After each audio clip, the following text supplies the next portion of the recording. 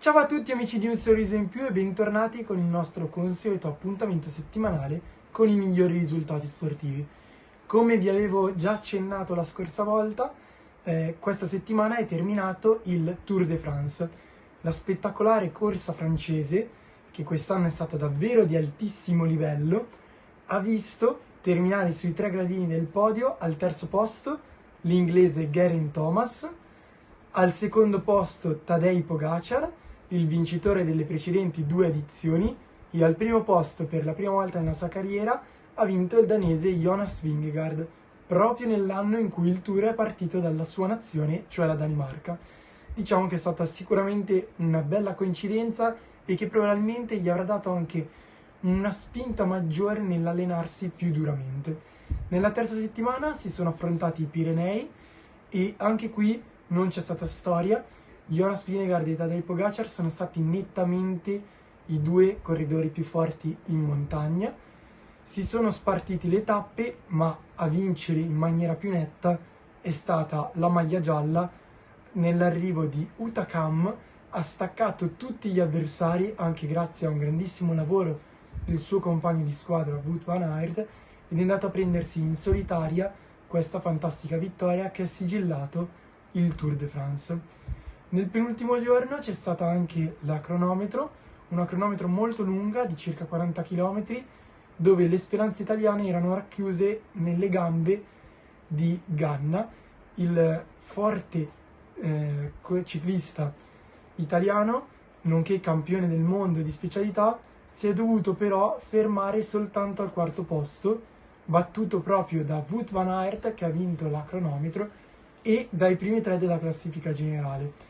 Da sempre, purtroppo per noi, la crono finale del Tour premia i migliori della classifica generale perché sono i corridori che hanno un miglior fondo, quindi una migliore capacità di recupero, e dopo 3 settimane e qualche migliaio di chilometri percorsi fa molto la differenza. In particolare in questa edizione del Tour, che è stata la più veloce di sempre come velocità media, in quanto hanno corso a 42 km orari di media. Davvero un Tour di altissimo livello. Passiamo ora alla Formula 1.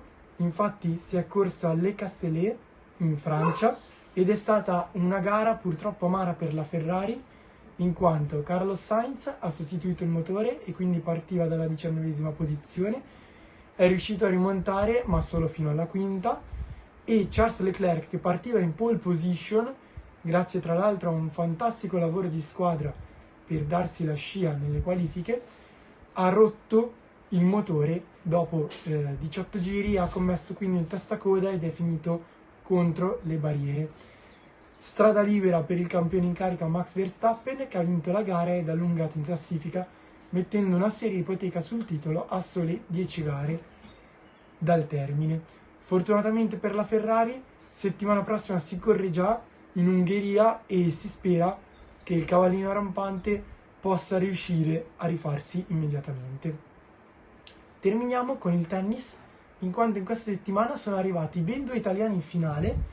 Matteo Berrettini è arrivato in finale a Gstaad, tra le montagne svizzere, di una ATP 250, dove però è stato sconfitto in finale da Casper Ruud, uno specialista dei 250 su terra rossa, che ha fatto molta fatica contro il tennista italiano, che ha vinto il primo set ma è poi stato rimontato nel secondo, che ha perso al tiebreak 7-6, e infine è crollato fisicamente perdendo per 6-3 il set finale.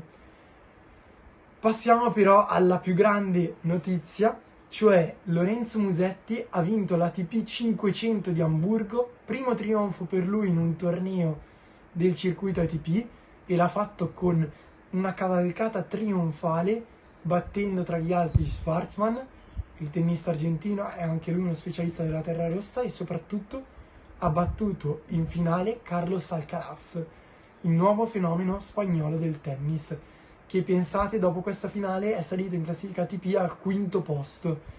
Musetti è stato bravissimo perché ha vinto il primo set di autorità, nel secondo è arrivato a giocarsi al tiebreak dove ha perso, e qui era tutto a favore del tennista spagnolo perché aveva il vantaggio di aver vinto il secondo set, ma Musetti è rimasto concentrato e sul 5-4 è andato a rubare il servizio e a vincere così il set e il torneo.